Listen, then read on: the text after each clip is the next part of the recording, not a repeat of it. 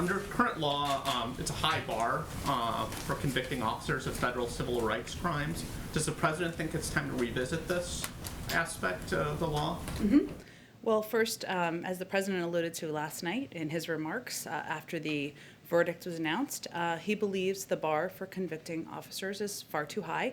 It needs to be changed. He's a strong supporter, as he also conveyed passionately last night, of the George Floyd Justice in Policing Act, which does change the intent standard. Obviously, there is negotiations that need to happen on Capitol Hill, but he believes the bar is too high. The president doesn't believe that he alone can pull the George Floyd Policing Act across the finish line. That is going to be up to Congress. And right now, there are negotiations that are happening. There are leaders in both sides that are having those discussions.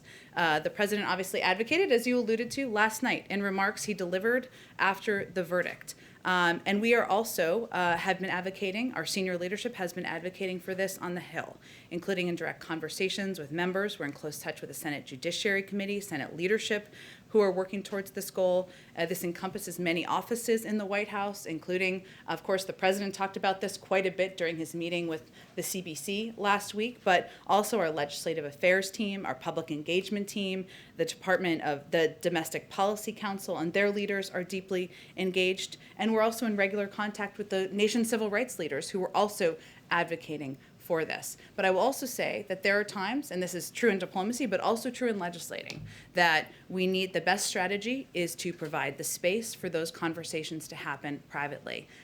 And that's part of our objective. But in order to get the George Floyd bill passed, you need 60 votes. So I guess the question is, why should people have faith that the president will be able to get 60 votes to get the George Floyd bill passed? The president alone cannot pass the George Floyd Justice in Policing Act into law. How does he see his role in getting the George Floyd bill passed? Well, his role is to work with leaders in Congress, as he has, being in touch with leaders in Congress, in the Senate and House, also having a discussion with members of the Congressional Black Caucus, many of whom are playing important and prominent roles in getting this legislation across the finish line.